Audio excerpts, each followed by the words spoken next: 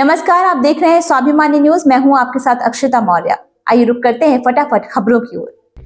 Rouse Avenue court में भाजपा सांसद बांसुरी स्वराज के वकील ने कुछ दस्तावेज दाखिल किया और दलीलें दी। उनके वकील ने कहा कि यह शिकायत राजनीति से प्रेरित है और शिकायतकर्ता इसका इस्तेमाल चुनावी उद्देश्यों के लिए कर रही है। इसी मामले में सत्येंद्र जैन हिरासत में थे। अदालत ने दलीलें सुनने के बाद मामले को 22 जनवरी 2025 को आगे की सुनवाई के लिए स्थगित कर दिया है।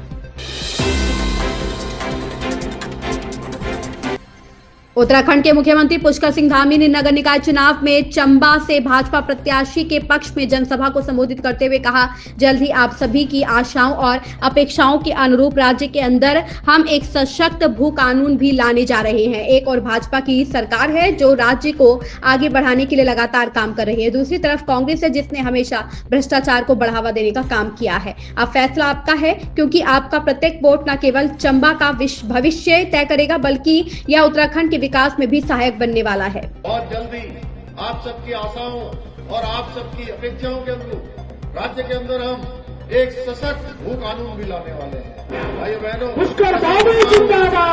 और इसकी प्रक्रिया वर्तमान में गतिमान है। भाइयों बहनों, जहां एक और भारतीय जनता पार्टी की सरकार है जो तमाम काम कर रही है, जो राज्य को आगे बढ़ाने के लिए, राज्य के हर माता बहन को आगे बढ़ाने के लिए, नौजवानों को आगे लाने के लिए। उत्तर प्रदेश में संगम नगरी प्रयागराज में भारी संख्या में श्रद्धालु त्रिवेणी संगम में पवित्र डुबकी लगा रहे हैं। आज 13 जनवरी पौष पूर्णिमा के साथ 45 दिवसीय महाकुंभ 2025 की शुरुआत हो गई है। इस बीच प्रधानमंत्री नरेंद्र मोदी ने ट्वीट किया, भारतीय मूल्य और संस्कृति को संजोने वाले करोड़ों लोगों के लिए यह एक बहुत ही खास दिन है। नई दिल्ली के विज्ञान भवन में केंद्र और ओडिशा सरकार के बीच प्रधानमंत्री जन आरोग्य योजना को लेकर समझौता ज्ञापन पर हस्ताक्षर होंगे। केंद्र सरकार की ओर से राष्ट्रीय स्वास्थ्य प्राधिकरण इस योजना के लिए राज्य सरकार के साथ MOU साइन करेगा। देश में आयुष्मान भारत योजना के लागू होने के करीब 6 साल बाद तक ओडिशा, दिल्ली और पश्चिम बंगाल में इसे लेकर विरोध रहा, लेकिन ओडिशा में भाजपा की सरकार आते ही राज्य ने इसे हरी झंडी दे दी है। बहुजन समाज पार्टी मिल्कीपुर के चुनावों में प्रत्याशी नहीं दे रही है, लेकिन पार्टी किसे समर्थन देगी इस बारे में फैसला हो सकता है। यूपी की राजनीति में मकर संक्रांति के बाद 2 बड़े बदलाव होने जा रहे हैं। सपा प्रदेश के कई जिलों के जिलाध्यक्ष बदलने जा रही है, तो वहीं बसपा मिल्कीपुर चुनाव को लेकर अपनी रणनीति तय करेगी। मालूम हो कि बसपा इन चुनावों में अपना प्रत्याशी नहीं दे रही है।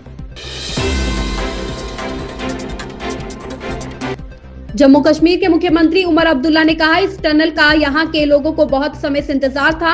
इस टनल की वजह से अब लोगों को सर्दियों में सोनमर्ग छोड़कर निचले इलाकों में आने की जरूरत नहीं पड़ेगी। साल के 12 महीने यहां पर्यटन होगा। एक विंटर टूरिज्म की डेस्टिनेशन के तौर पर हम सोनमर्ग को विकसित कर पाएंगे। की शुरुआत हुई, इस टनल का यहाँ के लोगों को बहुत अरसे से इंतजार था।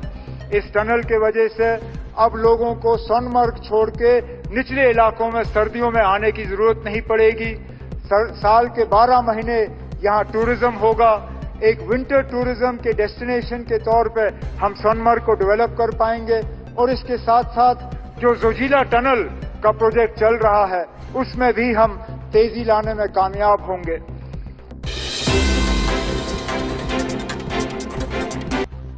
अमेरिका के नवनिर्वाचित राष्ट्रपति डोनाल्ड ट्रंप के शपथ ग्रहण की उल्टी गिनती शुरू हो चुकी है। 20 जनवरी को वह आधिकारिक रूप से राष्ट्रपति पद ग्रहण करेंगे। ट्रंप के शपथ ग्रहण के लिए दुनिया भर के नेताओं से लेकर तकनीकी दिग्गजों और कारोबारी दिग्गजों तक को निमंत्रण दिया गया है। वहीं विदेश मंत्री एस जयशंकर वहां भारत का प्रतिनिधित्व करेंगे।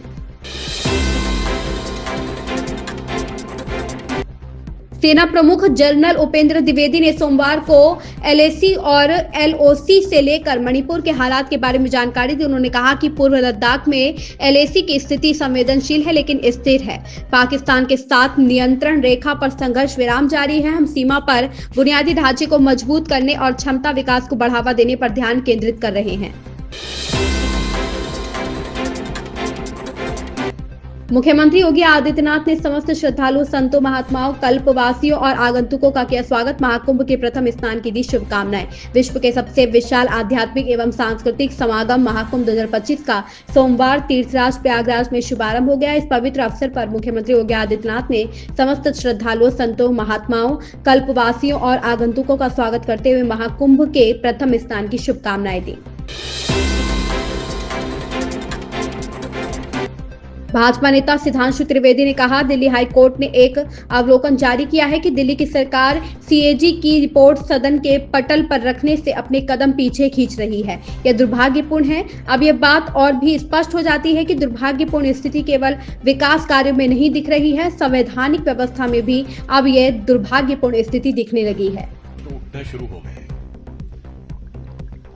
दिल्ली के सो कॉल्ड एक्चुअल मुख्यमंत्री, जो वास्तविक अर्थों में फैटल मुख्यमंत्री साबित हुए हैं, जो नित्य प्रति कार्य करने की बजाय उठकर एक सवाल पूछने लगते हैं, जबकि वो भारत के इतिहास की सबसे शक्तिशाली, संख्या की दृष्टि से सबसे शक्तिशाली सरकार उनके पास है, उसके बाद भी वो सवाल पूछते हैं। मगर आज कुछ बहुत गंभीर प्रश्न इस विषय के ऊपर उठकर खड़े हुए हैं कि जो सीएजी रिपोर्ट्स, आपको पता है कि सरकार के आर्थिक आय व्यय का मूल्यांकन सीएजी, कॉम्प्ट्रोलर ऑडिटर जनरल के द्वारा किया जाता है, राज्यों में भी और केंद्र में भी। मगर यह एक बड़ी विचित्र बात है कि स्वघोषित कट्टर ईमानदार एक संवैधानिक व्यवस्था के द्वारा अपने सरकार के कार्यों की आर्थिक समीक्षा को न सिर्फ होने देते नहीं देते, नकारते हैं और सदन के पटल पर रखना नहीं चाहते हैं। इन खबरों में बस इतना ही। बने रहिए स्वाभिमानी न्यूज के साथ।